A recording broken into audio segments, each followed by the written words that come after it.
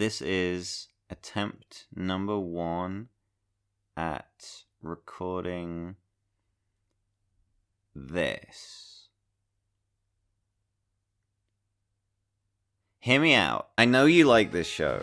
I get it. I know I have not predisposed you to like me or agree with me with this inflammatory and frankly unnecessary video title. I don't have a problem with anybody liking Castlevania Season 2. I just want to explain why I don't. I really wanted to like the show. I can assure you from the bottom of my heart, I'm not just finding reasons to shit on it for clicks. I mean, it's been like 3 years already. Like, how many clicks am I gonna get? Nobody's gonna watch this. I wanted to make it anyway though, because I have a point of view that I wanted to share, and there's nothing more complex or sinister at play than that. This video is super long, and I get that, but that's legitimately because I wanted to articulate my viewpoint as clearly as possible, so it's as easy as it can be to understand why I feel the way that I do. I promise I'm not gonna waste your time.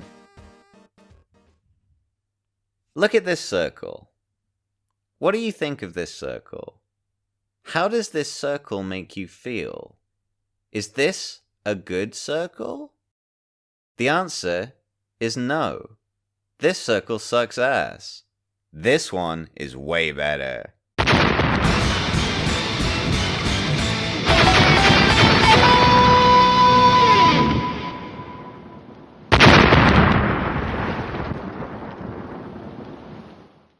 So let's talk about Plato's theory of forms.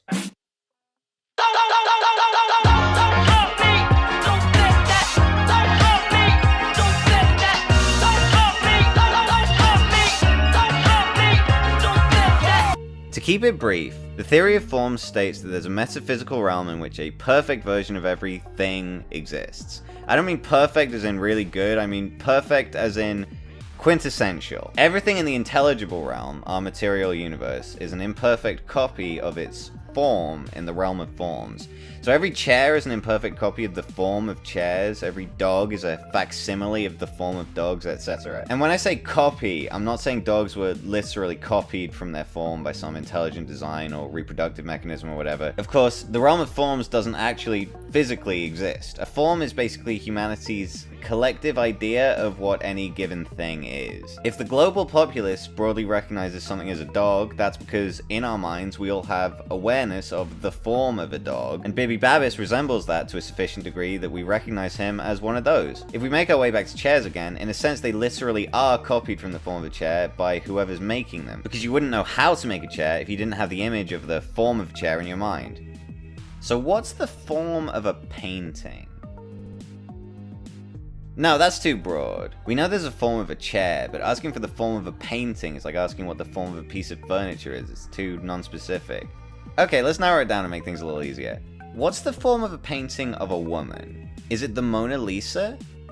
Is it Girl with a Pearl Earring? Which of these two paintings is better? Well, that's a tricky one. People have been trying to find an answer to that for centuries. I'll give you an easier question to start out with. Which is better at being a painting of a woman? No, that's not. It's impossible to assess the quality of art objectively because there's no form of the perfect movie or TV show. If there was, then every filmmaker would keep making essentially the same movie over and over again, trying to get as close as possible to this imaginary, objectively perfect movie, and it'd get really boring. A circle is a simple shape, but movies and TV shows are anything but that. Their bumps and rough edges are what give them texture. Traditionally good film direction is direction that maximizes beauty and ease of watchability, but the Texas Chainsaw Massacre contains a lot of jarring cuts and shots of upsetting imagery that make it really unpleasant and at times downright difficult to watch. And that's one of my favorite movies ever. And I can already hear you thinking, that editing style wouldn't work for most films, but it's the reason it's such a good horror movie. But is it a better horror movie than, say, Get Out, which features almost none of those things by comparison? I'm sure a lot of you think it is, but I'm sure a lot of you would argue that it's not. But that's a different type of horror movie. Right, and we can keep subdividing and subdividing into more and more micro-genres, but ultimately every two films are different enough from one another that that argument will always hold true. That's why people have never been able to agree on whether Alien or Aliens is a better movie, because there is no objective right answer. So if it's all a matter of opinion, I guess the question you've been waiting for an answer to since you clicked on the video is this. What, in my opinion, makes something good or bad television? Well, first, let me give an example.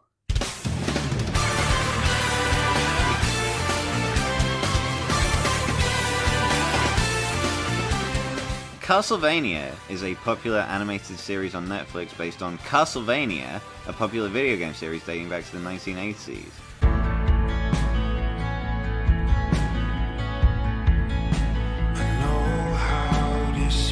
Specifically, Season 1 and 2 are based on Castlevania 3, Dracula's Curse, released on the Famicom in Japan in 1989. And while later games in the series would get a lot more plot heavy, hey baby, how you doing? The thing about Famicom/NES games back in the day is that they typically didn't really have a plot. I mean, they had a plot, but they had a plot in the same sense that the Leopard Fist Ninja had a plot, where the plot was essentially a tool to communicate that there are some guys over there, and you need to go over there and kill them. I know there's some intricate lore reason they come up with later on, why literally death is one of Dracula's henchpeople you frequently fight in the mid to late game. I don't remember what that reason is, but I know it exists. But the actual real life reason is because the guys at Konami thought, bro, wouldn't it be sick if you fought the Grim Goddamn Reaper? To which the answer was yes, obviously, without worrying too much about the why. There's a reason that the incredible 13-hour and 48-minute long Castlevania Timeline series by Button Smash only focuses on the events of Castlevania 3 for 3 minutes and 50 seconds. Less than 0.5% of the total series runtime, and if you think that means there are 200 Castlevania games, buddy,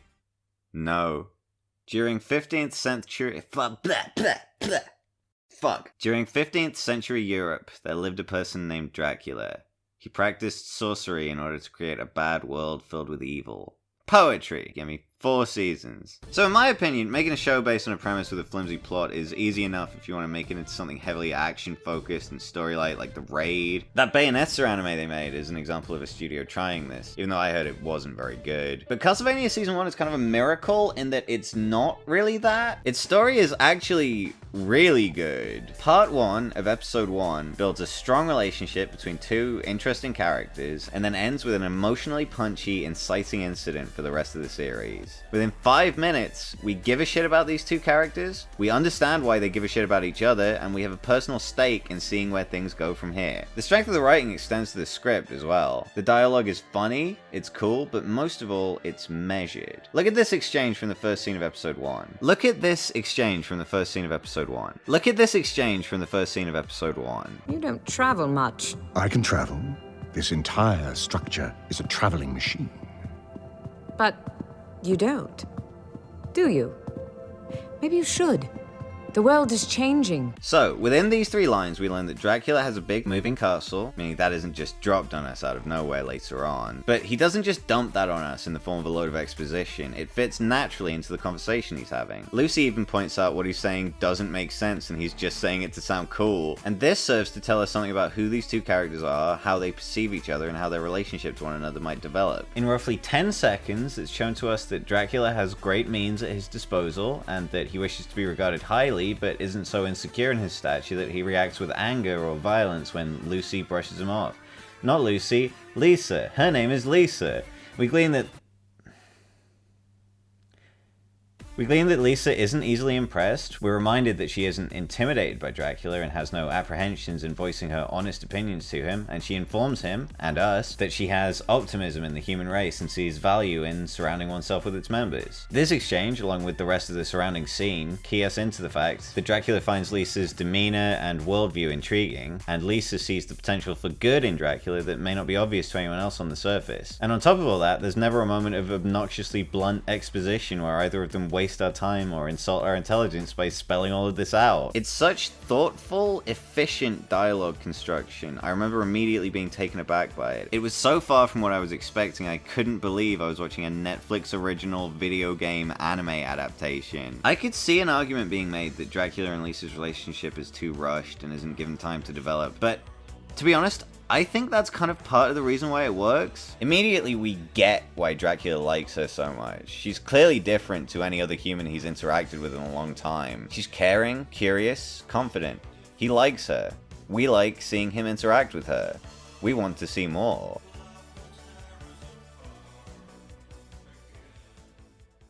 And then their relationship is abruptly cut off in such a brutal fashion, ripped away from us before it can even really get going, and as a result, we're able to feel how Dracula feels.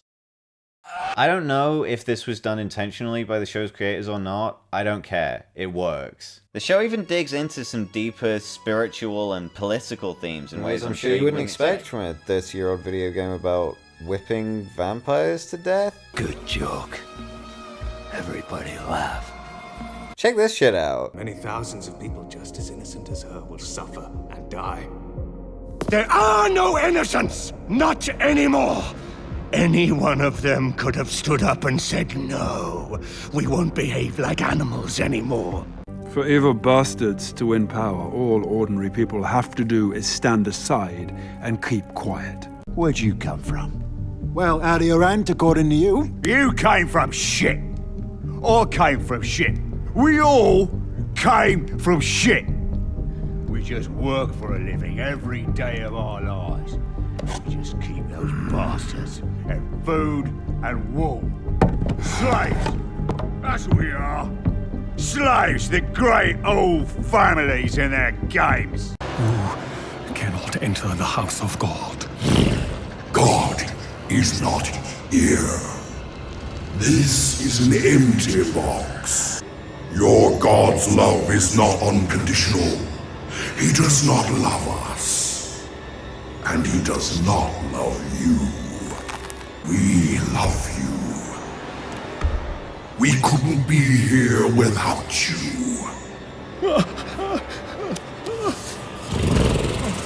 Let me kiss you. This stuff is sweet. I love it when a TV show makes me think about things. It makes me feel like I'm actually gaining something from watching it, not just wasting the finite time I have left on Earth, preoccupying my neurons with entertaining yet insubstantial brain swill. The crucial thing that holds season 1 together for me is the characters. As mentioned, Dracula and Lisa are established perfectly from the minute they're on screen. We understand why Vlad wants to use his sorcery to create a bad world filled with evil, to a degree that's almost but not quite sympathetic. But more important than that are the main characters. Castlevania Season 1 is, at its core, a character study of Trevor Belmont. He's not a bad guy, but he's not really a good guy either, at least not to begin with. The show illustrates that he is the way he is because of his experiences with the world around him. Belmont? I thought your family had vanished.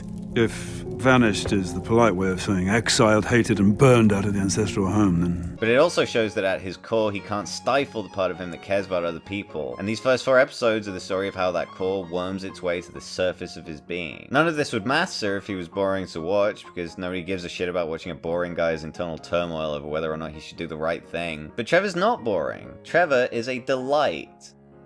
Richard Armitage delivers his dialogue with a sort of Errol Flynn-ish old Hollywood charisma, but there's a world weariness to it that makes it feel way more natural. He doesn't feel like a cartoon character, he feels like a human being. The animators did a great job too. His facial expression is always saying something, and that, in conjunction with his slightly clumsy, off-kilter, permanently either drunk or hungover movements, give him a magnetic screen presence that set him apart from all the other characters no matter who he's sharing the frame with. He is tight at getting stuff done as well. I always prefer resourceful protagonists over hyper-powerful ones. And while Trevor is way more of a killer than basically any other regular human being on the show, he's not Omni-Man. In the very first scene he's introduced in, he gets his ass beat by a bunch of ordinary guys, and admittedly he's drunk at the time, but all that means is that he's susceptible to the same weaknesses every other human is. Impairment impairs him. Straight away, we learn victory isn't a guarantee, even against a small group of guys. Trevor's resourcefulness makes his fights fun, but it's present in other elements of his character too. While he's gathering information in the city of Greyshit to get a better understanding of his surroundings, which is a resourceful thing to do, he speaks to a number of locals, and while he's talking to this poor woman, he deliberately masks his rich boy accent to make himself less alienating to her. Yeah, I guess you got some troubles here.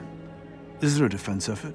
It's a tiny detail, never pointed out by any character in the show, but that attention to detail can be the difference between a good show and a great show. Without spelling it out, Castlevania tells us that for all his shortcomings, he's clumsy, out of practice, misanthropic, and an alcoholic, Trevor still has strengths in the form of street smarts. In a show where every major character can fight good, his superpower that sets him apart from everyone else is his social skills. And this skill comes into useful effect in episode 4. It's not just an incidental quality, it's what he uses to ultimately defeat the evil church guys. I can see you're carrying a blade. I wonder if the people of the great city of Gratiot have ever seen a priest draw a knife before. You had no problem lying to these people about the speakers. The speakers brought this upon us! No, they didn't. And you know it. It was your bishop who brought all this down on us. Your bishop who started it all by killing a defenseless woman. You would have made murderers out of these people. But the only one here who isn't innocent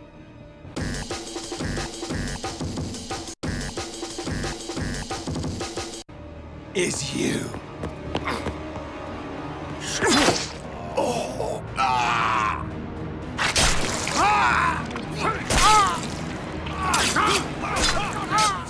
This does a great job of highlighting how Trevor brings something crucial to the table that no other member of the cast does. Cypher and Alucard might be a little better at physically winning fights, but neither of them could have dealt with this situation as effectively as Trevor did.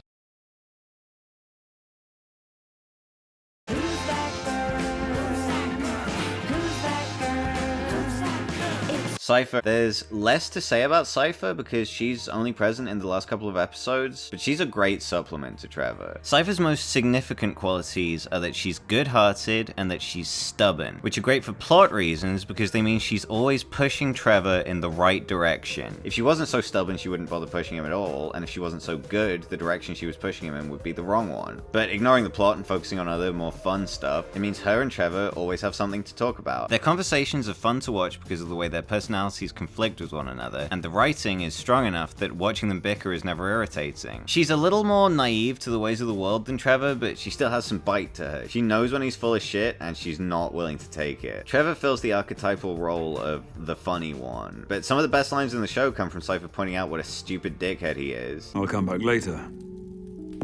See if you can find some beer. I could pee in a bucket and tell him it's beer. She's a good character because of how she drives the plot forward, but we like her because she's funny, confident, and motivated.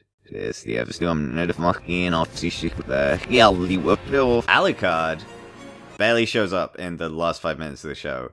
But he does what he's supposed to do. He's meant to be cool, and he is cool. He's the Sasuke, and he's a good Sasuke. Trevor is cool in the way your best friend is cool. He's not hyper competent, but he's fun to be around, and he finds ways to get shit done. Alucard is in the show to appeal to people who want their heroes to be more traditionally, effortlessly cool. He's suave, less quick to anger than Trevor, less prone to making mistakes. And it's easy to make a character like that boring, but he's not boring. And I think that's entirely thanks to Trevor. Giving a smooth operator a dumb guy to bounce off enhances both flavors. He gets to look cooler by comparison, and making him a side dish rather than the main course means you get to appreciate his flavor without being overwhelmed by it. And he does moves from the video game! Like, that's the thing I like from the thing I like. I love the thing I like. I love the thing I like. So how do all those elements make it a good television show?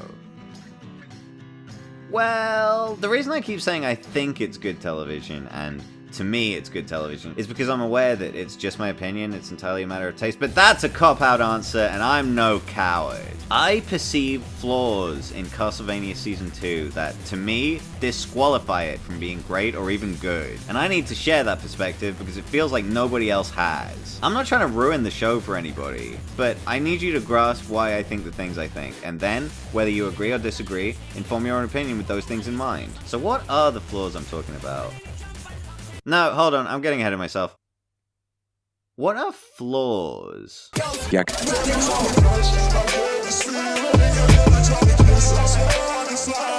I know, it's meant to be a video about Castlevania, and I just keep talking about the subjectivity of taste. I promise I'll rush through this next part. A commonly shared sentiment is that there's a difference between something being good and something being enjoyable. I disagree. I don't think there's a meaningful difference between those two things at all. Because, as previously mentioned, I don't think there are objectively good or objectively bad shows. So, the only metric you're left with by which it's possible to determine a show's quality is how much you enjoyed it. I know some of you are going to take some convincing, but bear with me. Before I started writing this video, I did a quick search on YouTube for objectively bad art, partly to make sure I wasn't accidentally stealing any of anybody else's points that had been made already, and partly to see if there were any points worth deliberately stealing that I could steal. One video I found really interesting was this one here. Art is not subjective by Evan Monroe. I think Evan does a really good job constructing his argument in a comprehensible fashion. It's clear that he really thinks this, and he does a good job explaining why he's right in a persuasive manner. I think he's wrong, though.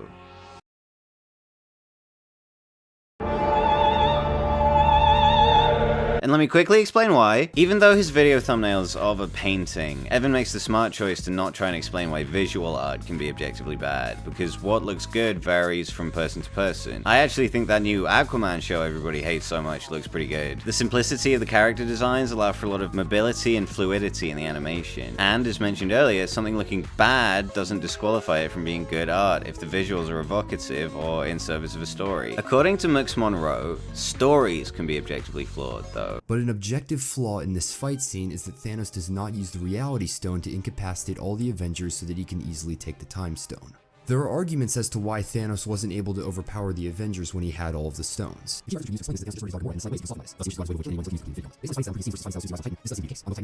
Thanos wanted the most efficient way to incapacitate the Avengers without killing them, he could have used the Reality Stone just like he used it on Nowhere. The Reality Stone is shown in the film to have the ability to transform people into blocks of stone and strips of spaghetti. This is an incredibly powerful and useful resource which Thanos inexplicably overlooks. Thematically, there is no reason that Thanos wouldn't use the Reality Stone on Titan and Wakanda. On a production standpoint, the reason he doesn't do this is because it would mean that Thanos would easily be able to overpower the Avengers at the end of the film. This would make the end both hopeless and uneventful. In spite of this, Thanos not using the Reality Stone is an objective flaw which affects the fight sequences with his character late in the film.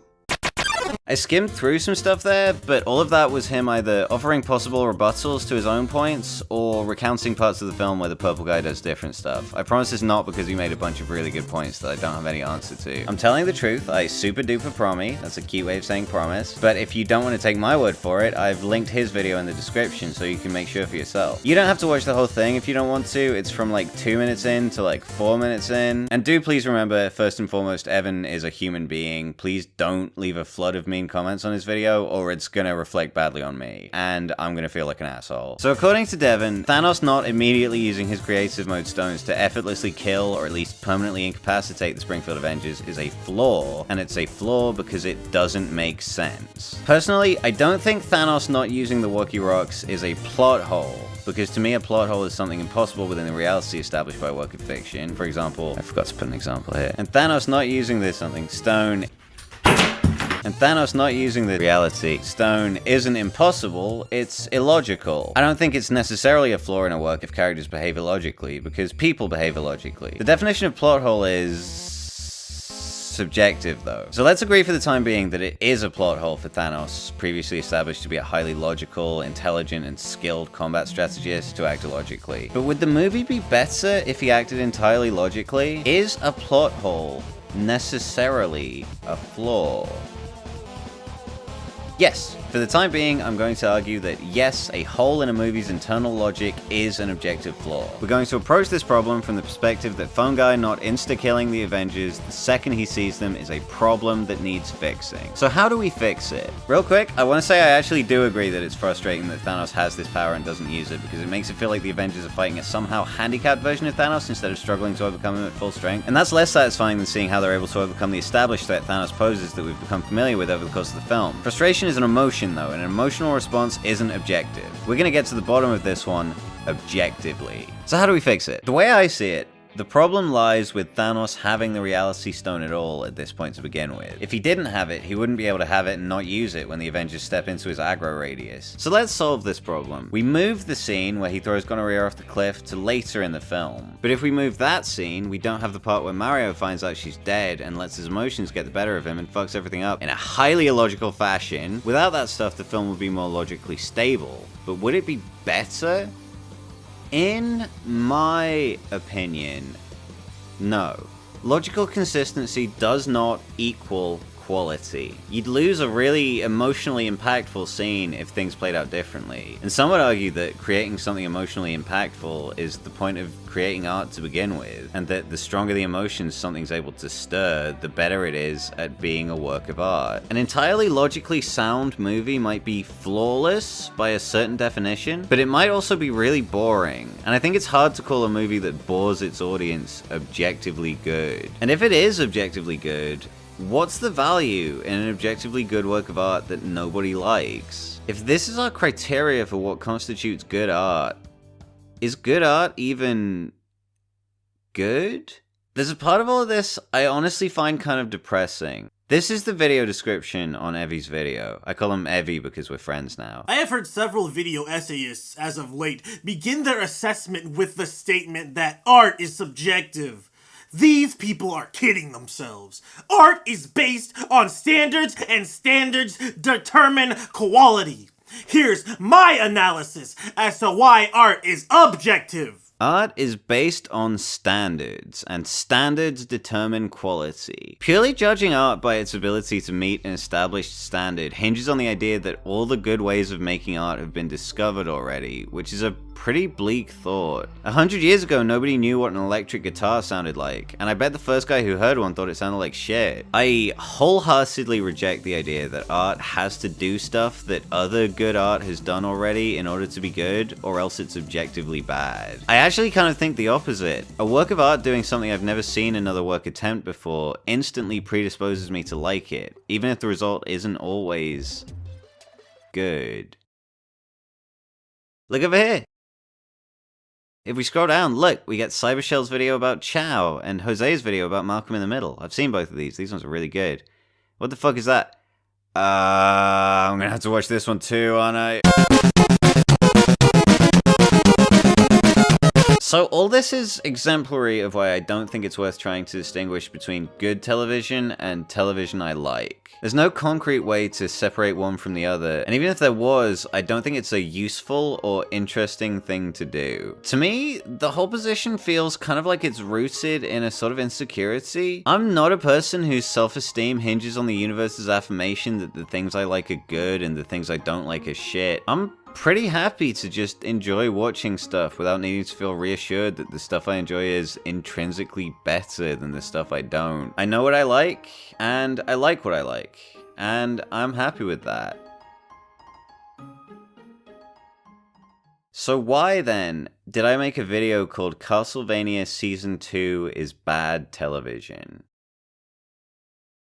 Well, partly because I wanted people to click on it, and I don't think I personally had problems with Castlevania Season 2 that harmed my enjoyment of it is a very catchy video title. Partly because it allowed me to dig into this discussion of what good and bad television is, and that's a subject I'm personally very interested in. And partly because, yeah, it kind of is, in my opinion. I've explained why I don't think there's a meaningful difference between good and enjoyable. So on those grounds, since so many more people enjoyed Castlevania Season 2 than didn't, doesn't that make it good? Well, I think the majority is always right is a flawed notion to begin with, and I don't even really think I need to explain why. I know off the top of your head you can think of a show or movie that everybody loved that you think was complete dick. But yeah, I guess according to my own arguments, if any given individual enjoyed Castlevania Season 2, then to them, it was good. I think it could have been better though. This is entirely conjecture on my part, nothing provable whatsoever. But I think if it weren't for the, in my opinion, flaws present in the show, people could have enjoyed it more. And that's true of everything, I know, but in the case of this specific show, I'm acutely cognizant of what the problems are and how they could have been fixed in order to create a better finished product. The practical purpose of criticism is to help people improve. And while I don't remotely expect the guys who made Castlevania the Animated Series to watch this video. I think maybe understanding where I feel it went wrong could be useful to anybody who is watching who might be thinking about writing their own story. I'm not going to start pretending I made this video as an act of altruism to try and improve the artistic world as a whole. As mentioned before, I'm just an opinionated Gaby screaming literary critique into a void, but regardless of why I'm making this video, my point still stands. I am steadfast in my belief that the show could have been more enjoyable to the people who liked it, enjoyable period to the people who didn't, and my sole goal is to make you understand why I think so.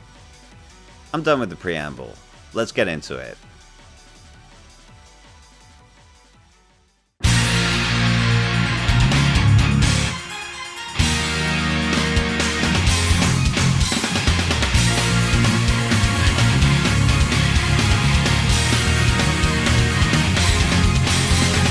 So before we get into it, Before we get into it, I'd like to make it absolutely clear that this is an assessment of Castlevania Season 2 in the context of when it premiered. I'm open to the possibility that a lot of the issues I'm about to raise have been addressed or remedied by Castlevania Seasons 3 or 4, but I won't be discussing that possibility today because, full disclosure, I haven't seen either of those two seasons. This is for a couple of reasons. One is that after watching season 2, I really didn't want to, but I still would have for research purposes were it not for the fact that I want to present this analysis from the perspective of someone who watched it when it first got added to Netflix and didn't have any follow-up seasons with which to reappraise it. I realize this isn't the most relevant perspective I could offer, since none of us live in a world where there are only 2 seasons of Castlevania anymore, but that's the perspective I had when I first decided to make this video. Yeah, this one's been a long time coming. And for reasons I'll explain a little more at the end of the video, it's kind of important to me on a personal level that to some extent I make the video now that I was planning to make back then. I'm aware that approaching the show in this manner isn't the most logical, unbiased, objective approach, but as is probably pretty clear by now, I'm not the most logical, unbiased, or objective kind of gal. So,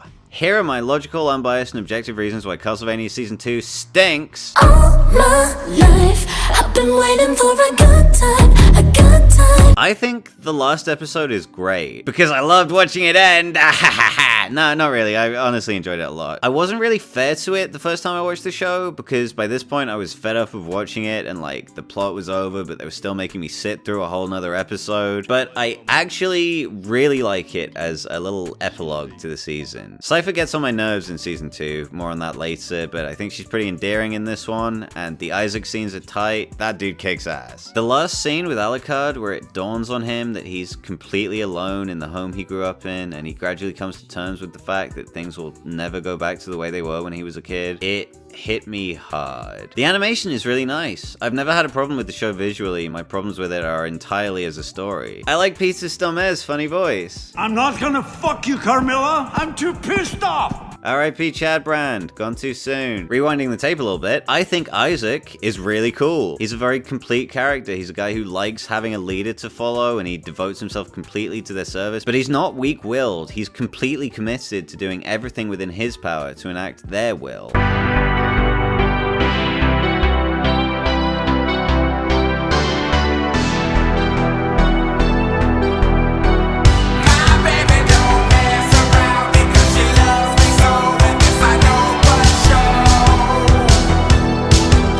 He's active in achieving his goals, i.e. Dracula's goals. He gets shit done, and he never has any moments of bumbling incompetence that an unfortunate amount of the cast stumble into. Plus, his design is great, and his voice actor, Aditz Combo McCormack, makes him sound cool. Hector doesn't like it when the animals fight.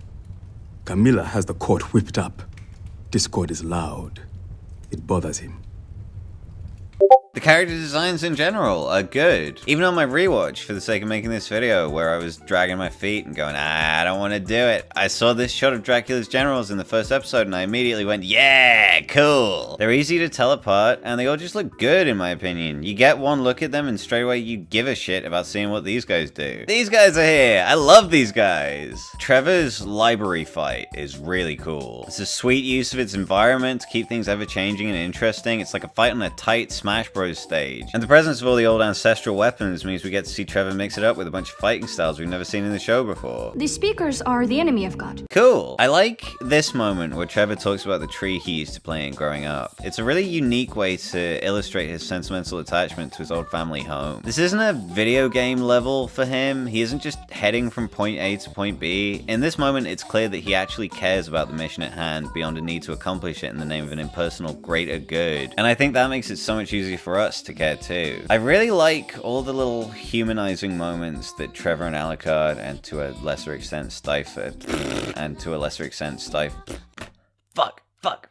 I really like all the little humanizing moments that Trevor and Alucard, and to a lesser extent Cypher, share together. They don't advance the plot in any significant way, but they aren't supposed to. They just make it clear that these characters genuinely like each other, and so in moments of high tension it doesn't feel contrived that they're like, no, don't kill that guy, I like that guy. Outside of the times when they decide to arbitrarily shoehorn in some tension between Trevor and Alucard, which... why? They clearly like each other. I like the show more when they like each other, less during these intermissions where instead they decide they hate each other on a whim. The time they take to establish that this is a group of friends and not just a band of adventurers traveling together out of convenience lends the show a hanging out with your buds kind of tone during the good guy scenes, which is one of the few elements that make them even remotely watchable in my opinion. And that's all the stuff I liked. So as an aside, up until now I've been making a big point of saying stuff like in my opinion to really drive home the whole everything is subjective, nothing is real thing, but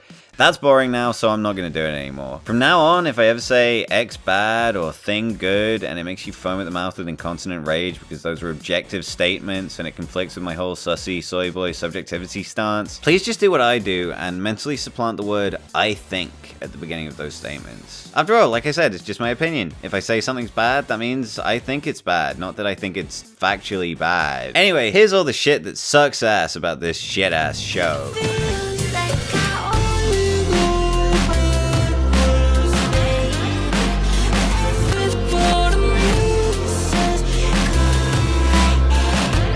Part of what makes Season 1 so enjoyable to watch is how efficient it is with its runtime. It's extremely difficult to get bored watching it because every scene tells us something new and means something of significance in the broader context of the show. I can enjoy an atmospheric show, I love Samurai Jack, but Castlevania didn't introduce itself to me as a show focused on slowly brewing atmosphere. It introduced itself to me as a show where cool shit keeps happening and you can never pull your attention away from the screen because there's always a significant, substantive reason for you to keep looking at it. Here, to prove my point, I'm going to speedrun a scene-by-scene breakdown of what the purpose of every single scene in the entire season is. Give me exactly 12 seconds.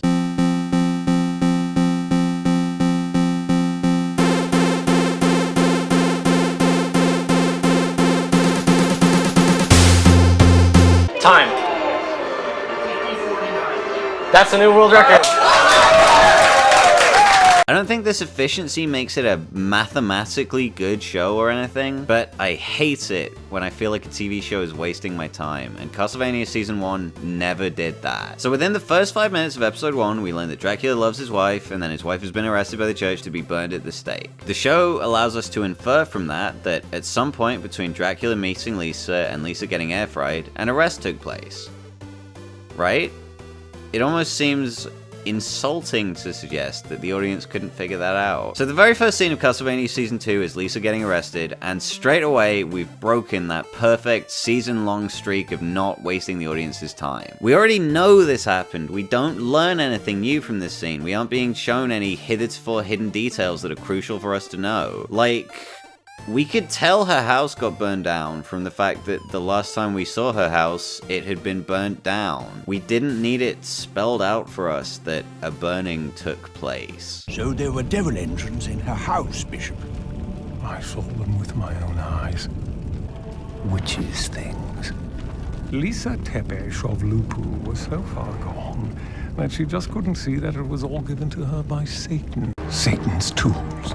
Do you pretend that these things are not witchcraft? How can engines of the devil be physic, woman? This is just repetition. I mean, yeah, it's sad, but we already knew it was sad. It was sad enough when we actually saw her get plated up crispy on the outside. Showing us all the stuff prior to that is setting us up for a thing that's already happened. We're legitimately going from point B to point A. Useless television. I'm not going to go over every scene in the whole season I think is useless, because I don't think it's necessary for me to do so to prove my point, and as such I feel like doing that wouldn't be a respectful use of your time. But there's one other scene that really bothers me. In episode 5 of season 2, there's a scene where Dracula is discussing internal politics with his buddy Isaac. At the end of this scene, Dracula goes, I'm bored of doing the thing this scene is in service of. I used to not get bored by stuff. And then he tells us all about a thing he did that he didn't find boring, and we get a 5-minute long flashback where he single-handedly murders an entire town full of guys.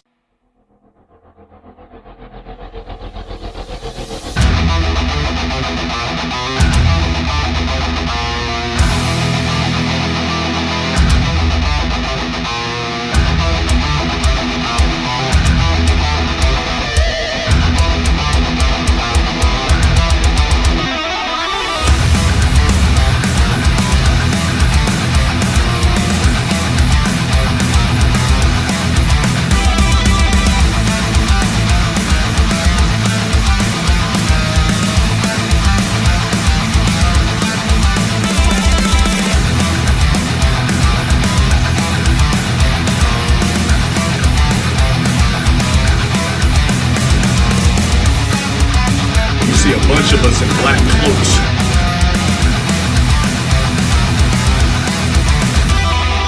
Big, tall, muscular, evil-ass motherfucker.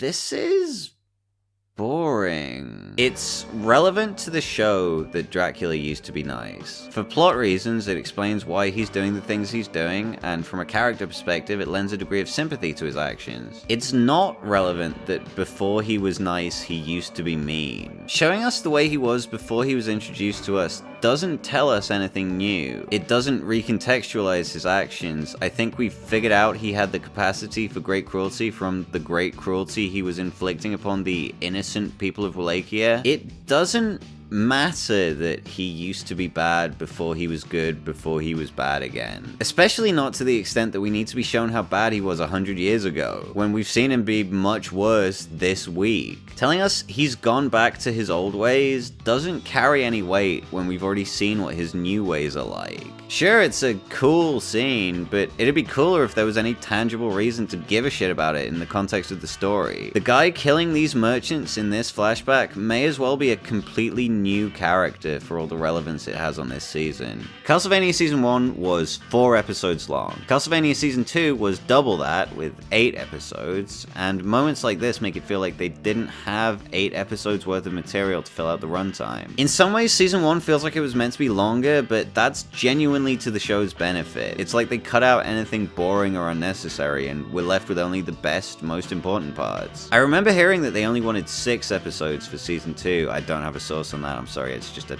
thing I heard, like, years ago. And if that is true, I'm sympathetic to the showrunners for using any means available to them to fill out the show, but I don't think throwing in filler scenes like this was their only option. There's some stuff that got glossed over that I think could have benefited from more time, and that stuff is almost all character development. Character development? Characters?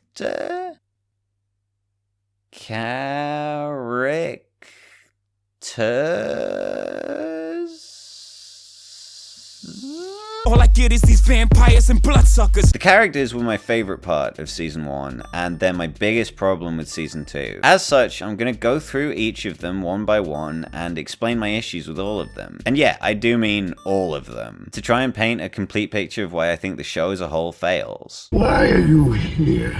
Trevor Belmont, the main character of Castlevania on Netflix, may as well not be in Castlevania Season 2. He's still the same character, he's still pretty funny and pretty fun to watch, but he is completely useless when it comes to accomplishing the goals of the main Nakama. Team Alucard's main thing for most of this season is getting to Trevor's ancestral home so they can take the magic weapons that are stashed there and use them to kill Dracula. Actually, they get there by episode 3 and then spend half the season hanging out in a library reading books, which is so much fun to watch. And Trevor's the only one who knows the way there. Trevor can't read, so Trevor's entire contribution to Castlevania Season 2 could have been accomplished by a talking map. He's already the weakest fighter, he can't even use the magic weapons they're going to his house to get.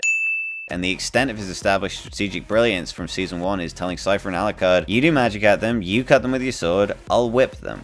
I terrify them. Cypher disorients them, Alucard goes over the top, and we support him. Yes.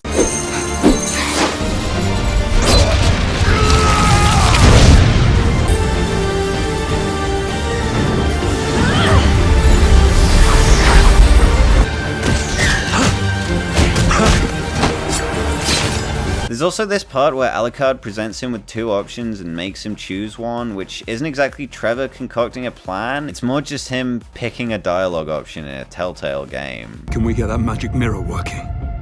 I think so. I know some Chaldaic. I know how to operate a distance mirror. Which shall I do? Come on, Belmont. Time to choose. Basically, there is no reason for Trevor Belmont to be in the show anymore. He could die in Season 1 and nothing of significance would change, and when he's supposedly your main character, that's a problem. In terms of his character arc, he sort of finished the whole I don't want to save the world, never mind, yes I do thing in Season 1, so there isn't really anywhere for him to go. They continually hint at him having some kind of conflict with Alucard, but it never actually goes anywhere. He shouldn't die. Yes, fuck you. Wait, Dracula taught a human woman how to be a doctor. What was first? Bloodletting? God, you still think you're funny. I'm disturbed to find that I had more of a childhood than you did. And your dad's fucking Dracula. What? See, these little jabs don't feel mean-spirited to me. They feel like a couple of guys joking around, like friends do. It's mystifying to me that half the time they're treated as such by the show, with the characters reacting accordingly, and the other half, Cypher interjects to go, stop fighting! Why do you guys hate each other? I will find us a covered wagon and horses if you two can manage not to kill each other while I'm gone. I imagine one sacrifices a chicken and defines the location of the book you want from the intestines. Shut up. You have the most fascinating family junkyard, Belmont. You're a cockwart, Alucard. Stop it. He's pissing me off like it's his job, Cypher. He is unreliable, emotionally damaged, and he's a drunk, and he's self-destructive, and anybody trying to hold on to him may well simply be dragged down with him. It really muddies the waters of what kind of relationship the writers were trying to establish between our two male leads. Early on, there's this implication that the inconsistent tension between them is rooted in Trevor having a degree of bigotry toward Alucard for being half vampire, or on Alucard's end, from his discomfort around Trevor's family trade of hunting people like him. You're not even a little bit impressed? Well, it's like a museum dedicated to the extermination of my people, so no, not thrilled. It's brought up in episode 3, but never resolved or even mentioned again after that, which just makes it confusing that the writers decided to bring it up to begin with. There's a part in episode 6 where Trevor flat out goes, hey, do we have conflict or not? And Alucard goes, no. Do you have a further suggestion? Are you asking my advice? We're working together, Alucard. You're still a bastard, but you're the bastard I chose to fight alongside back in Greyshit. Do you have a problem with any of that? None at all. So I don't know why they bothered to include this in the season. Maybe they felt like they had to, but I feel like the conflict between the two of them was basically resolved by the end of their fight in season 1, and the show clearly agrees because they never actually butt heads in a way that has a significant impact on the story. Either have there be a conflict or don't. I don't get the point of implying that there might be one if the payoff is actually everything's fine just like it was at the end of season 1. I wish I had more to say, but I've covered pretty much everything Trevor does already, and I can't exactly make a list of all the things he doesn't do. There's just so little to talk about when it comes to Trevor, and that's a real shame.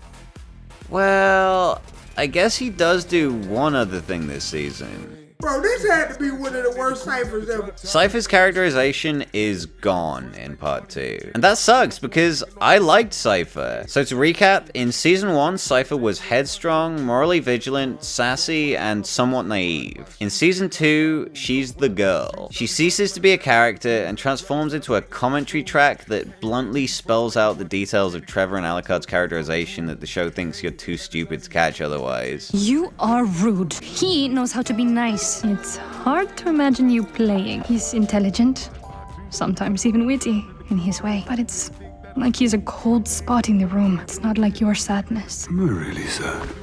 All the time. You don't even notice it now. It's just how you are. You're afraid. You worry that you might have made the wrong choice.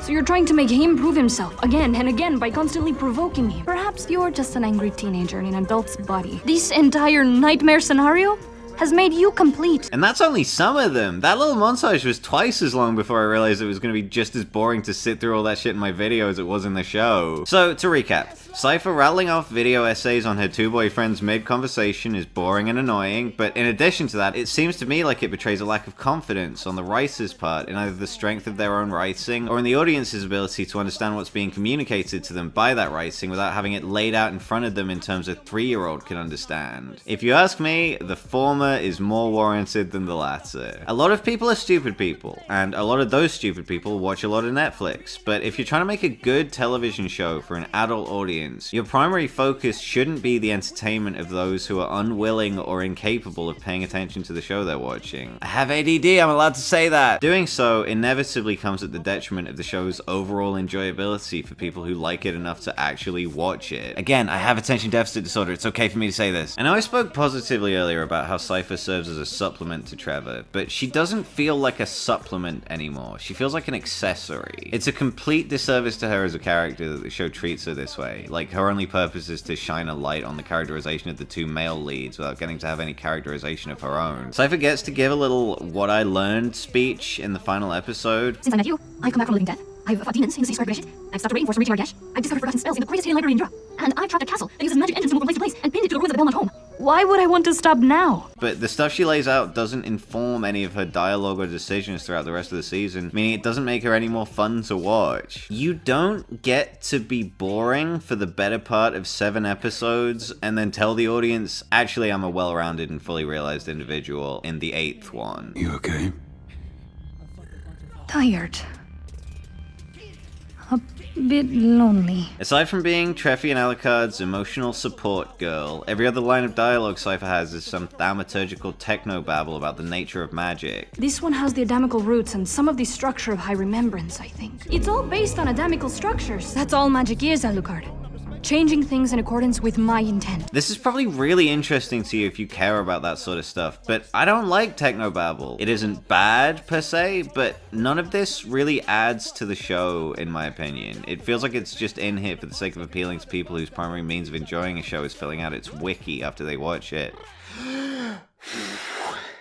Wow, fuck yeah. No, I got that one. That was good. If that's you, more power to you. I'm just somebody who cares more about story progression and character interactions than having it laid out to me how the exact scientific mechanics of a given world's laws of physics work. Castlevania has never really been about that shit, either the show or the games the show is based on, and personally, I would have rather they just spent this time on the stuff I liked from season 1 instead. On the subject of Cypher and magic, she's still good at magic, but being good at stuff isn't isn't an intrinsically interesting quality. What makes a skill interesting is what you do with it. And aside from some sweet fights, what Cypher does with her magic is open a door. So Trevor's a talking map, and Cypher is a key that dumps character exposition. Later, she points her fingers at a mirror to mess with Dracula's teleporting castle's navigation system, and then she uses her ice powers to make an elevator, which very slowly lifts her, Trevor, and Alucard out of a hole.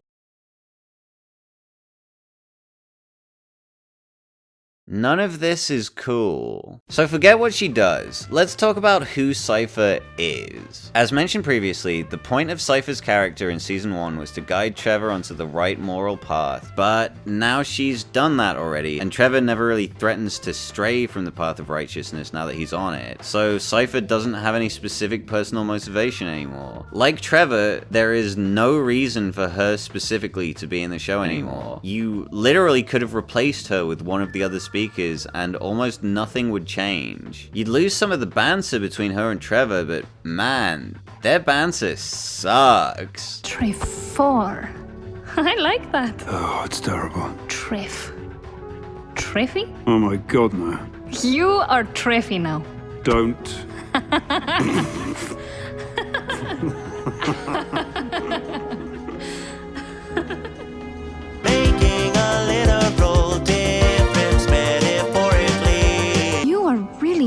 Very good at this. Such a merry band we are. Careful, Trevor. You almost sounded excited about something. Who are you and what have you done with... Trevor, I am coming to the conclusion that my people are idiots. We should have written everything down. Everything? Yes, all the things. Oh, did you want to... Sorry, I'll let you. No, it's not creepy at all. That was a thing? Yeah, I guess that happened. Yeah. I think I'm remembering the tooth. They worm now? I think I just threw up in my mouth a little. Hey Cypher, these various other shows called, they want their jokes back. Pause. Notice how that statement wasn't funny? That's because you've heard that exact thing 1,000 times already. Allow me to define comedy real quick. To heavily oversimplify for the sake of keeping this video a tight 2 hours instead of a full-bodied 4 years, I regard comedy as a marriage of the familiar and the unexpected. A joke is a mundane statement or occurrence with an unusual twist added to it. Maybe that twist is a specific way of phrasing something or the context in which it happens.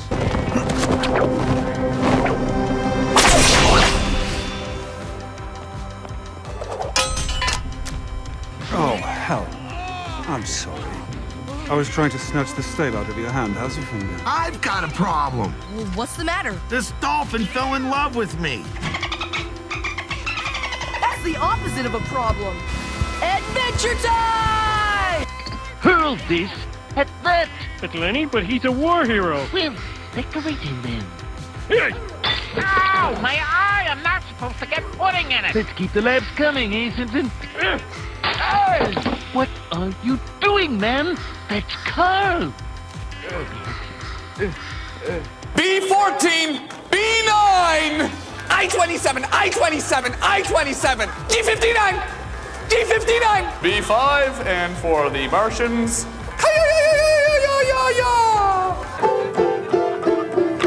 B10! Could somebody tell me what I'm doing wrong? I don't know what I'm... Loud. I-21!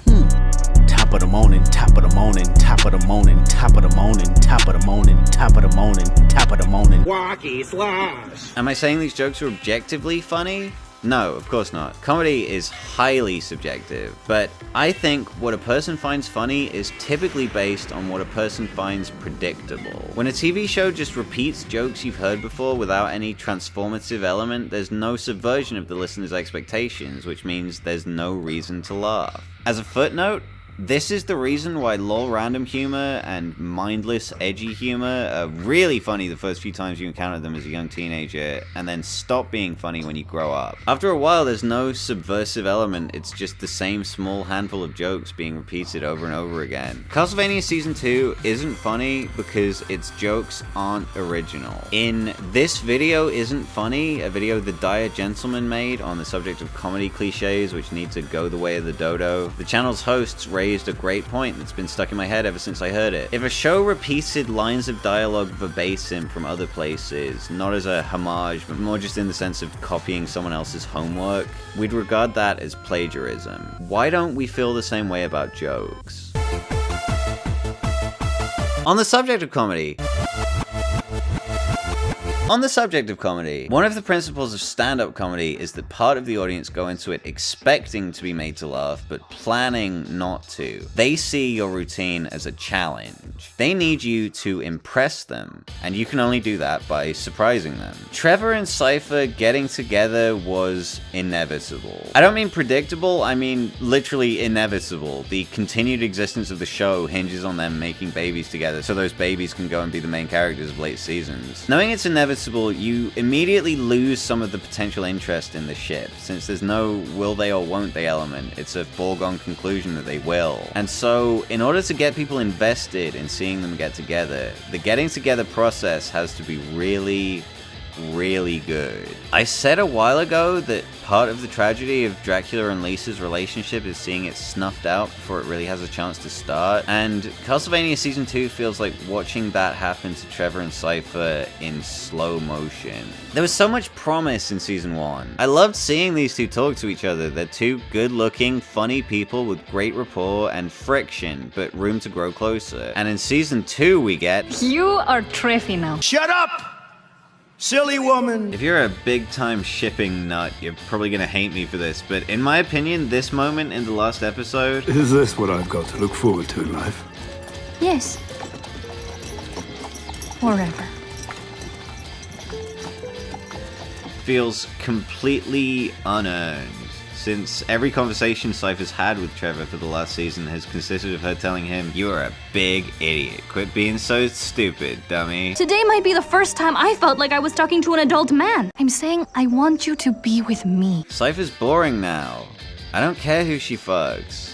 For all I care, she can go fuck. Pussy like a wild fox looking for a Sasuke. Yeah, I don't actually have a whole lot to say about Alucard. Like I've been alluding to for a while, Alucard is basically the main character now, and he's a pretty good main character. He's a sad boy, but he's not boring, he makes jokes and stuff, and he has good talks with Trevor. Do you really believe we could find the tools to kill my father at your old home? I'll be honest with you. I don't have a better idea. I'm trusting you, Belmont. Don't make me regret it. Everybody regrets it in the end, Alucard.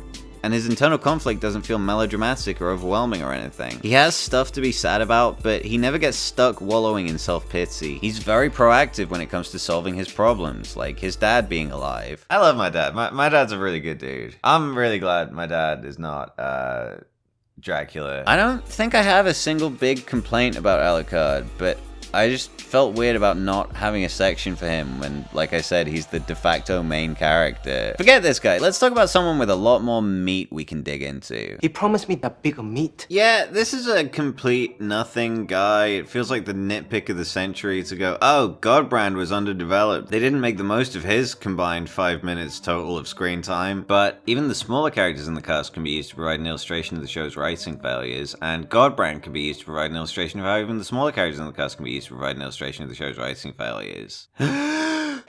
Godbrand is introduced to us as a belligerent, bloodthirsty, and insubordinate subordinate of Dracula. Only 2 humans in your inner court, and they are the ones who will plan our next attack. We're finally putting the screws to the livestock and taking over.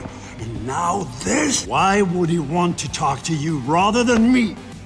Perhaps he wants to meet with his own kind. He hates humans, and he likes killing humans and eating them. That's his deal, and it's simple, but it works. We don't have another character like this in the show, and there's a lot of stuff you can do with a character like this. In Godbrand's second appearance, he apologizes to the guy he threatened to make mincemeat out of 10 minutes ago, so he can discuss military logistics with the fucking meatball. I actually came to apologize for my outburst in the war hall. I should have held my tongue, so I apologize. It seems chaotic, undirected, as if we were lashing out at humanity without any real plan beyond wild destruction. Even in the removal of a species from a place, wars have order, plans and maps and lines. It could be done more carefully. Maybe we just met Godbrand at a bad time. Maybe he was just in a bad mood. Maybe Godbrand was just having a bad day when his first line of dialogue was him yelling at Dracula about how he wants to eat his friends. But if that's the case, then why introduce him to us as that? There's no benefit to telling us he's one thing and then presenting him as a completely different thing the next time we see him. Godbrand's not a character. He's a vessel for whatever the writers need somebody to say to somebody else to keep the plot moving forward.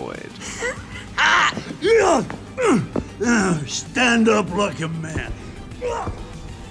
He summons us from all over the world, tell us it's war. And now this?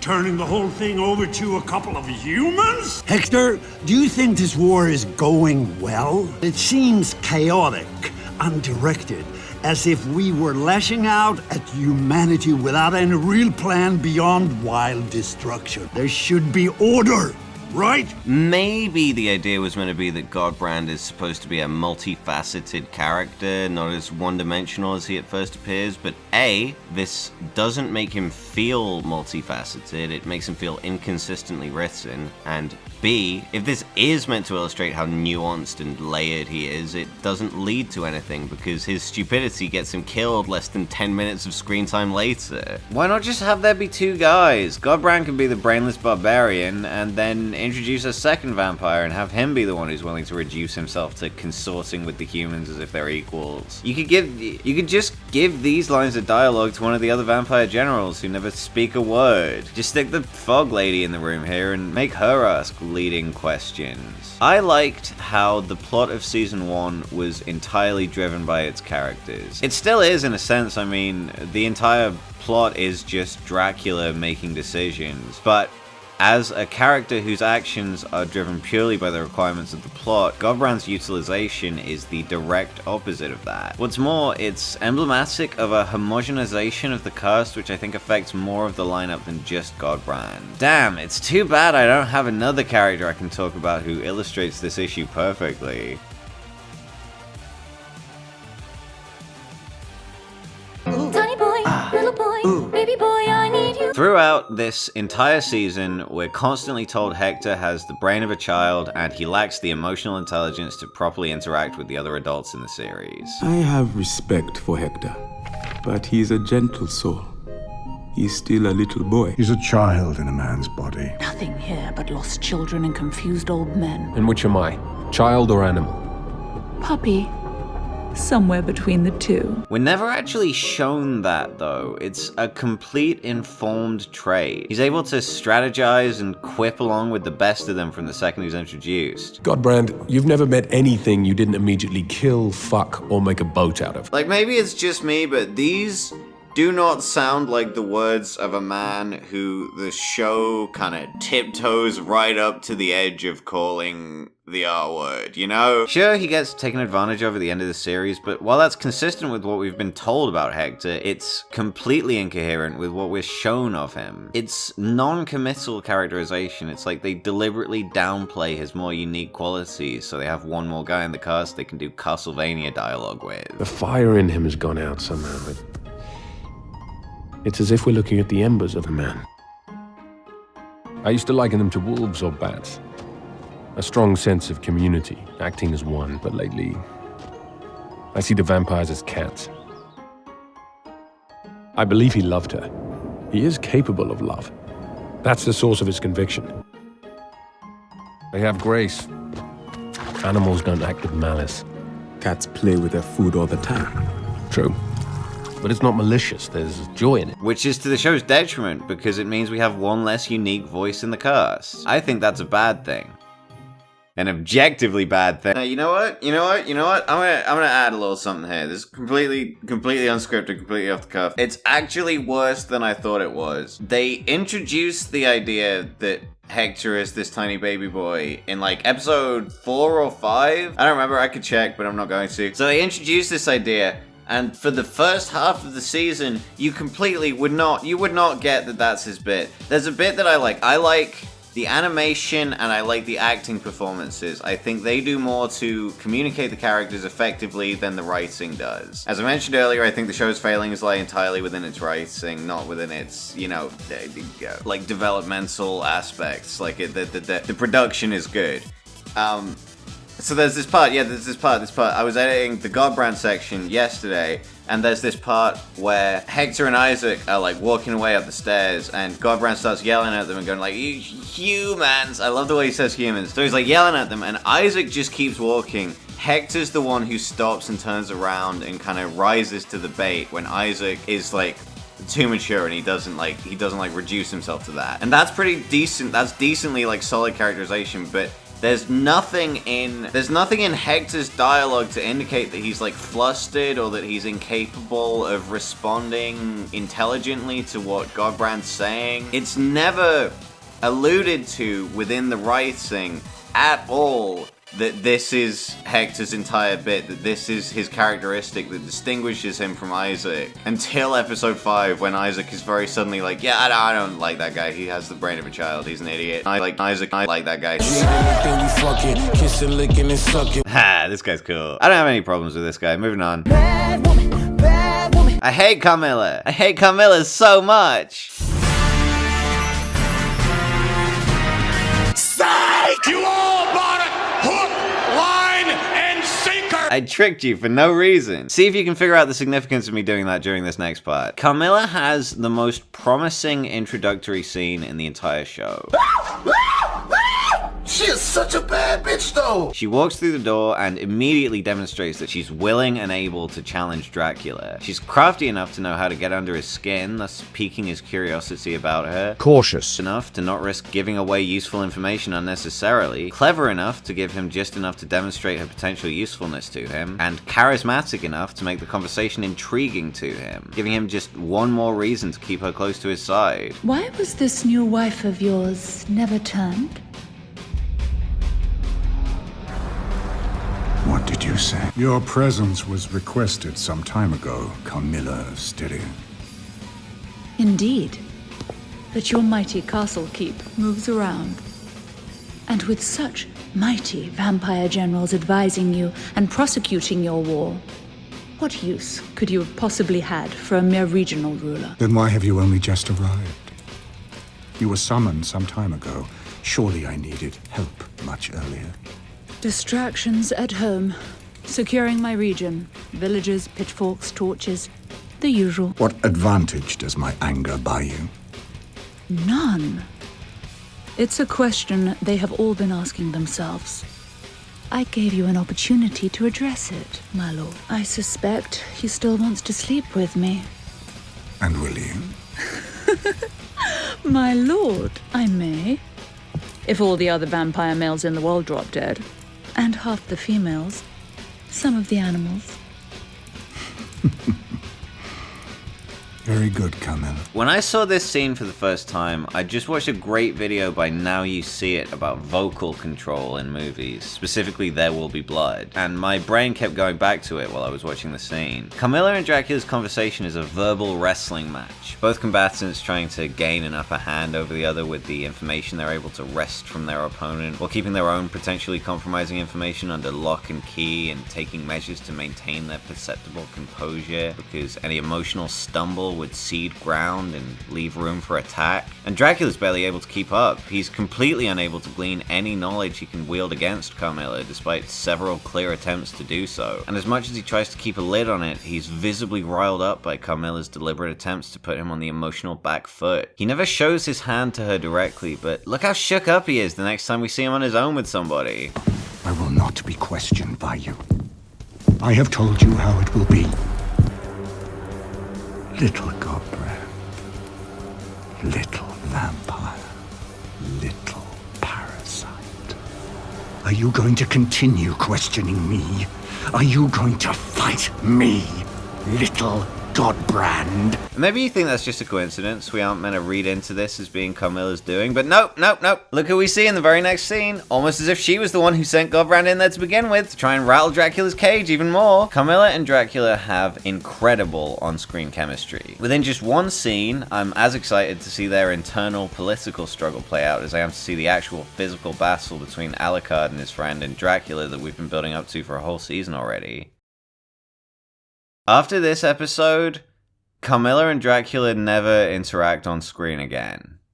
I'm serious. You probably think I'm exaggerating, but I'm not. Carmilla and Dracula don't exchange a single line of dialogue for the entire rest of the season. She says, "My Lord Dracula" in episode 5. That's literally it. And this is part of why I'm not willing to give the show a pass, because the writers had more time to fill than they knew what to do with. They hit on something really good, and then they never revisit it again. Maybe Carmilla's still fun, though. Maybe it's just as good when she interacts with other characters. Nope, she sucks now. Immediately after her introductory scene ends, all of Carmilla's complexity and potential is stripped away and she's left with a single character trait. You see, Carmilla has something I like to call Starscream syndrome. Some people call something else Starscream syndrome, but that's stupid. Starscream isn't uniquely associated with being an evil, sexy man. Starscream's main characteristic that everybody knows him for is his betraying habit. Carmilla is a compulsive betrayer. Every decision she makes for the rest of the season is in the interest of betraying whoever she's talking to. And that's fine in a show for babies like Transformers, but I'm not a baby, I'm a grown-up. And in a setting that lives or dies on the strength of its characters, I don't enjoy seeing someone this one-dimensional at all. I mean, in theory, her character is still intact. She's still hypothetically clever and crafty and cunning and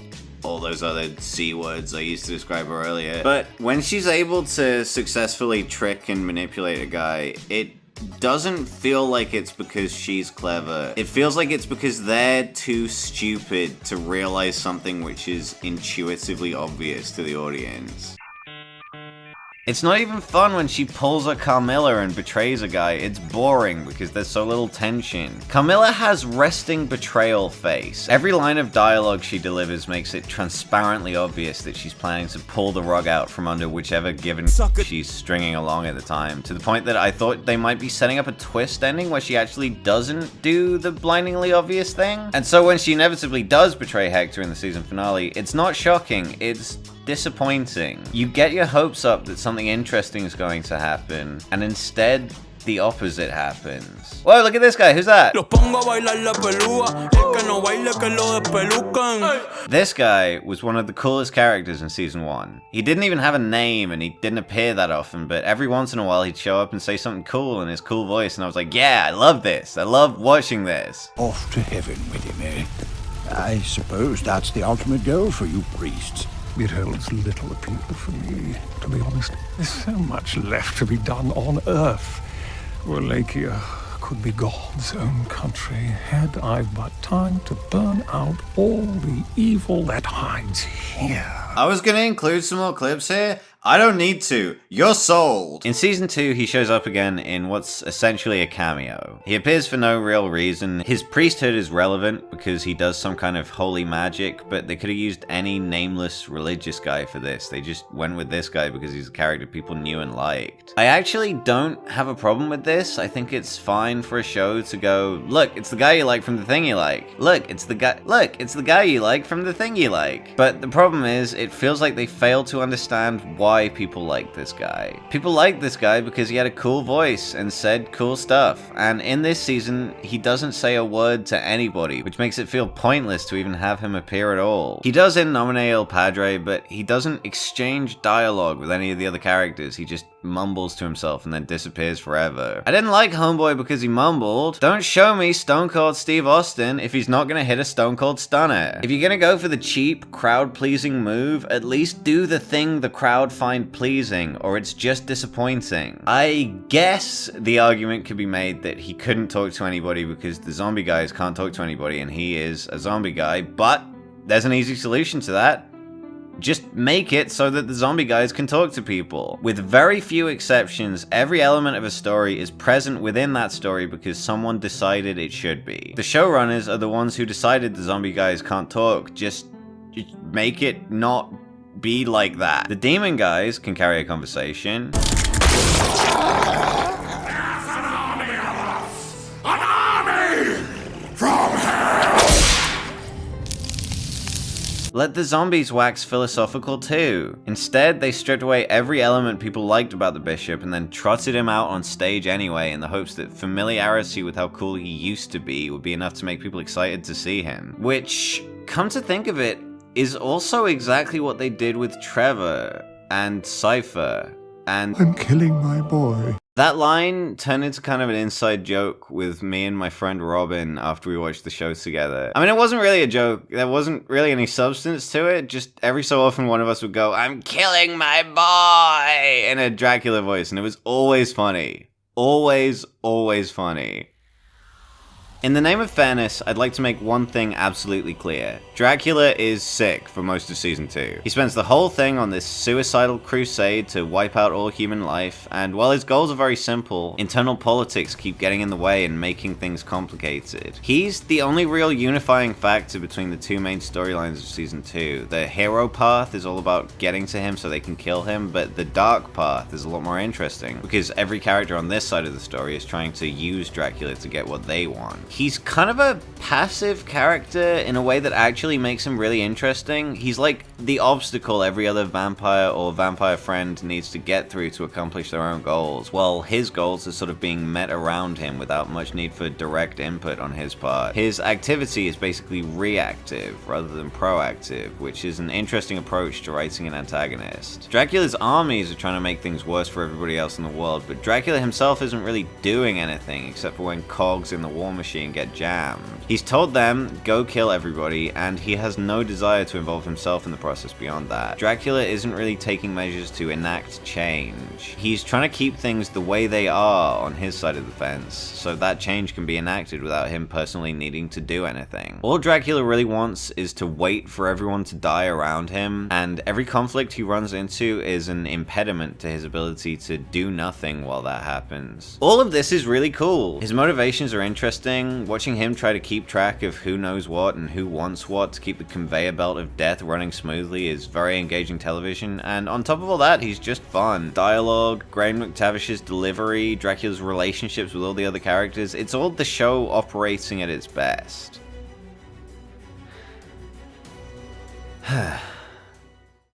If I were to describe Dracula in one word, that word would be single-minded. He has one goal, and his only desire is to accomplish it. Anything that gets in the way of that goal is expendable, because nothing else matters. How do you defeat a character like that? A character so singularly defined by his desire to do exactly one thing, no matter the cost. I'm killing my boy. Yeah, no, sorry, I hate this. Maybe this really landed for some people, but I think this is the most unsatisfying possible payoff to the 2 seasons worth of build-up to the final confrontation between Alucard and his friend and Dracula. A whole year of planning a genocide, steeling oneself to the inevitability of one's own death and the deaths of all those around him and of every other sentient being on Earth, and he takes one look at his son's bedroom and gives up? This is Disney movie bullshit, there's no other way to put it. It was stupid in Return of the Jedi, but that at least has the excuse of being a fairy tale movie suitable for all ages. This is a show where, I don't know if you know this, a baby gets eaten in episode 2. And I'm supposed to believe this guy looked at a crayon drawing his son drew for 5 seconds and gave up on his plan to wipe out all life on Earth? Bullshit. Thanks for making me feel fucking stupid for caring. Throughout the whole season, through all the tedious, time-wasting, and bad dialogue choices, and pointless characters, and lazy writing decisions, and Camilla, I always thought, at least the final battle will be good. There's no way they can screw this up. I'm killing my boy. I'm killing my boy. Except, actually, I changed my mind. I still don't like all the stuff I don't like, but I don't think I hate this show anymore. Castlevania Season 2 is a really cohesive work of art. So I guess now is as good a time as any to talk about the video title. As I alluded to a couple of times throughout the video, the original video title was gonna be Castlevania Season 2 is Bad Television. I thought, you know, I already said this, but yeah, I thought it was a good, like, eye-catching title. People were gonna click on it, people were gonna, you know, It was gonna catch your attention. But I thought about it, and I thought about it, and I thought about it, and the more I thought about it, the more I realized I didn't like it. But I was in like two minds about it. And I'd written the entire video, and I'd recorded all of the audio, and I'd edited up until the end of the Godbrand section when I decided I felt like I had to change it. And it's not because I think it's a bad title, like it's a really good title in terms of getting people to click on the video. But the problem is, I want to keep doing this for a long time. I want to keep making videos. I want to make a lot more videos, and I want people to watch them, and I want people to like them. And I realized, well, being kind of provocative and antagonistic in the way I present my videos might be good for getting a few clicks. It wasn't a very good way to draw in people who were really interested in what I had to say. I want to build an audience that I can be proud of and who are themselves proud to be fans of the things I create. And I don't think being clickbaity is the best way to do that. I don't want to go back and like fucking re-record all that shit though, like like come on. There's this principle concocted by the YouTuber Thor High Heels called the negativity spiral, which I was reminded of when it was referenced by one of my favorite YouTubers, Hazel, in her video about the RPG Maker game Kinder. I actually knew about it before that though, because I watched the video it was introduced in, and that was the first Thor High Heels video I ever saw. It was their weird old FromSoft games video, and I watched it because when I was like 12 years old, I got this weird old FromSoft game for the PS2 called Eternal Ring, and I'm the only person I know who's ever played that game or even heard of it. And so I was like, wow, I can't wait to see what Thor High Heels has to say about that, even though I'd never seen one of their videos before. And then they didn't mention it a single time in the video. And so I guess that's another thing I got to talk about at some point. But I guess I should actually explain what the principle is. So the idea is basically that the more you like something overall, the more willing you are to overlook its flaws, whereas the more you dislike something, the more those flaws stand out to you and grate on you. I have a theory, and I know in the very least in my case it's at least partly true, that the reason why this is because people like being right about things. When you form an opinion of something, you want to feel like you're correct, and so you're more prone to ignoring or downplaying things that conflict with that opinion and emphasizing the qualities that supports it. So I think since I disliked Castlevania Season 2 so much the first time I watched it, I went into this final battle thinking, there's no way they nailed this. This can't be the one thing they get right. They've got to screw it up somehow. And so I watched this scene where Dracula gave up on his evil plan that he dedicated his entire being and all his resources to because he got too sad. And I thought, this should suck. This must suck. But it didn't suck. There are no good concepts or bad concepts. Execution is everything. And while I maintain that this is conceptually a cheesy way to end the series, they pulled it off to perfection. This even makes sense of that flashback sequence that I hated so much that I was talking about in the pacing section. You know, I know some of you were probably at the time were like down in the YouTube comments typing, but see, this is the reason it's important, it's relevant that he used to have fun doing this bloodthirsty shit and he doesn't anymore, is because it's like, because he doesn't, you know, it ties into the final battle. He's not having fun doing it. He's not enjoying life, and that's why he's so willing to surrender at the end. You guys are completely right, and I'm not even mad. Legitimately, I am not even mad that you didn't wait until the end of the video to say so. Dracula wanted to lose from the very beginning. He was just looking for one excuse, any excuse, to stop his hateful crusade and finally be at peace, and being sharply reminded of his love for his son, the boy he was killing, was that final nudge over the edge. It's not contrived, it's telling of just how much Dracula was suffering that something so simple was enough to snap him out of his frenzied misery. This is the way it had to end. This is the only possible way it could have ended. I finished writing my first draft of this script the morning of the day I watched this episode for the second time. Really, that was my mistake, but I had such clear memories of all the stuff I hated about it. I've been ruminating on it for so long that I thought it was basically just a matter of getting it out of my brain and onto the computer. And this final battle was the thing I hated the most of all, but yeah, on the rewatch, I honestly really liked it. I really liked a lot of stuff the second time around, actually. That stuff I liked section ended up being way longer than I thought it was going to. I think I was wrong about this show. I don't think Castlevania Season 2 is bad at all. So, what was the point of all this?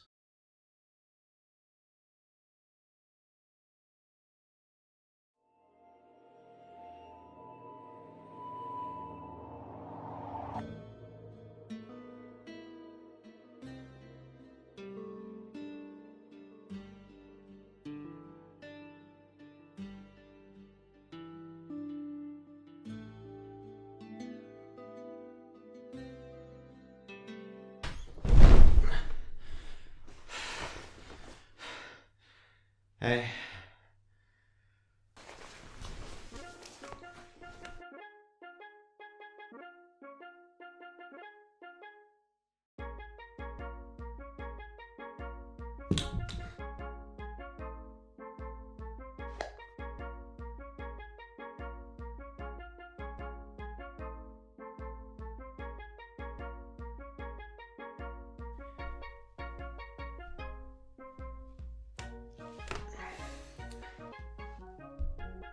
I never really planned a conclusion for this video.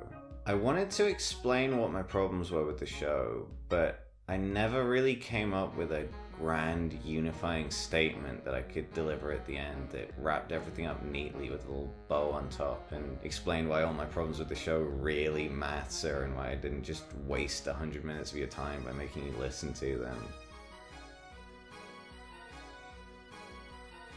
Like I said, this video has been a long time coming. And I don't just mean, like, since Castlevania Season 2 came out. I mean a long time. For, like, at least 10 years now, making little videos and posting them on the internet has been the only thing I ever really wanted to do. I was, like, 16 years old on the That Guy with the Glasses forums with fucking, like, drowning in footwear, and I would look at the stuff that other people were doing, and I'd be like, I want to do that. I could do that, and I want to do that. And, you know, and I'm 27 now, and I still want to make those silly little videos. And I never did.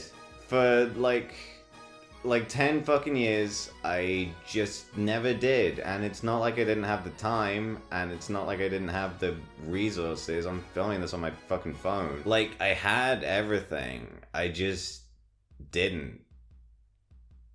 So flash forward to 2018. I'm not 16 anymore. I'm like, fucking 25? No? 24? I'm looking at you like you would know, but you wouldn't know. I'd know better than you would, and I don't fucking. So Castlevania Season 2 has just come out, and I fucking hate it. 2018 me hated the shit out of that show. I spent like 2 weeks working on this script at the end of last year, and I'm checking my notes here. For about 10 days after I started writing it, I didn't watch the show because I didn't want to. I rewatched the first season twice and then part of a third time before I started watching Season 2. I was 6,000 words deep into a video essay about a show that I hadn't watched in 3 years because I didn't want to. Because I fucking hated it. A couple of weeks after Castlevania Season 2 came out and I watched it, I put up a Twitter poll asking my followers, and I had about like 300 at the time. Hey, if I made a video essay explaining why I think Castlevania Season 2 sucks fucking dick, would you watch it? And the response was like overwhelmingly no. It was like I think it was like an 80-20 split of people saying no, I wouldn't watch that. And at the time I was like, ah, phew, what a relief. I guess that means I don't have to make it. But like, you know, I was disappointed because I kind of really wanted to. And here we are in 2022, October 2018, so 19, 20, 21, 3.5 years later. And I'm still thinking about it. I'm still thinking about Castlevania Season 2. And more than ever, I'm still thinking about making silly little videos on the internet. I really love video essays. I like the convenience of somebody going like, what's the thing I love? Here's why Willy's Wonderland is an underrated masterpiece.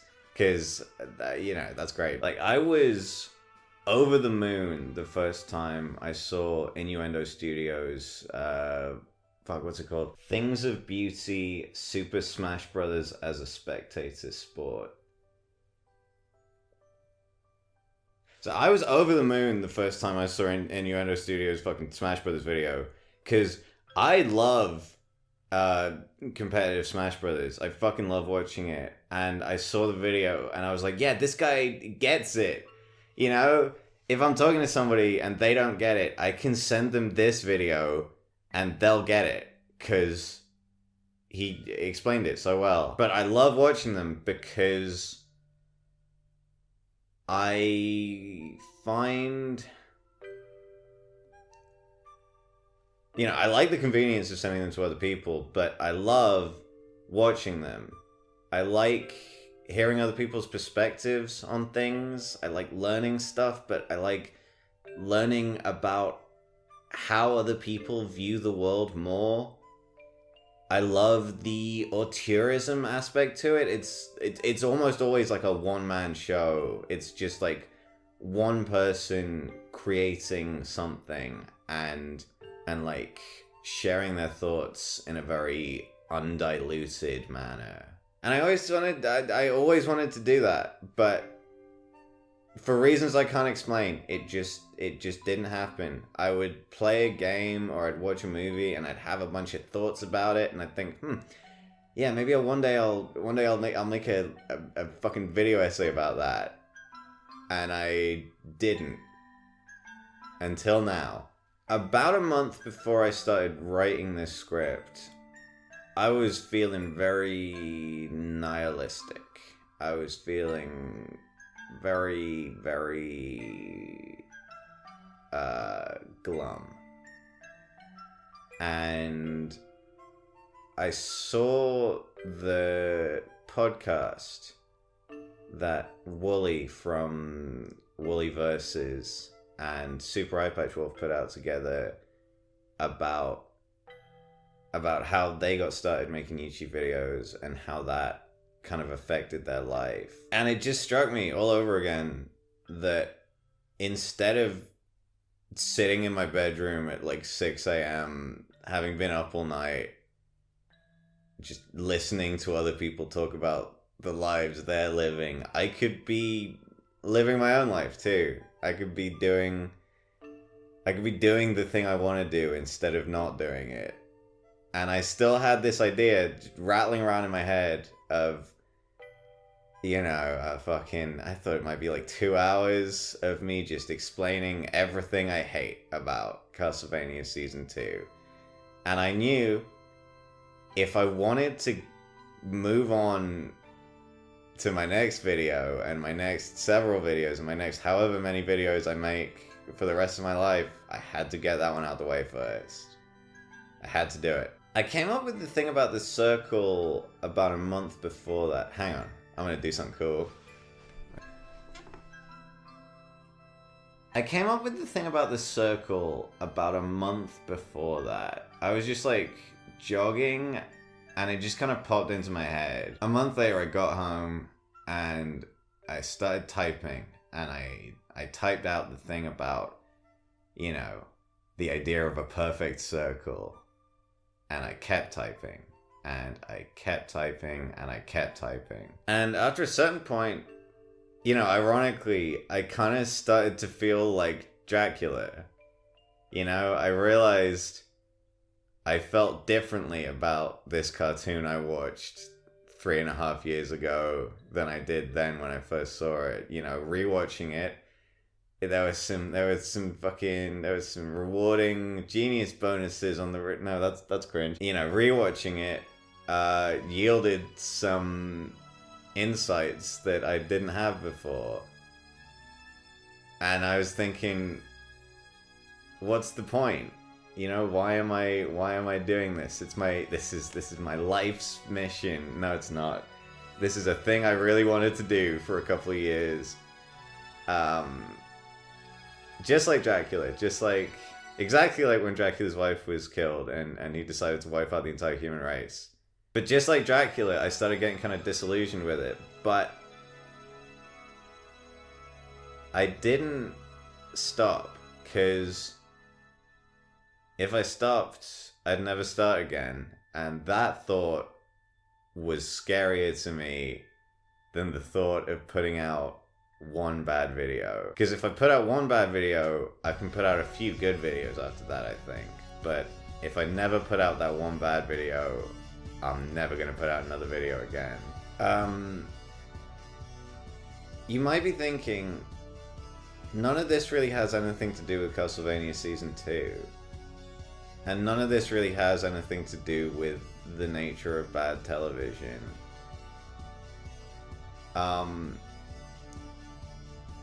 This is a YouTube video about Castlevania Season 2. And this is a YouTube video about bad television, but most of all, this is a YouTube video about making a YouTube video about bad television and Castlevania Season 2. You know, the title, on one hand, it's kind of misleading. On the other hand, it's kind of self-referential. It's onomatopoeic. It sounds like itself. And it sucks. But I'm glad I made it, because that means I made something. And that is all I've ever wanted to do.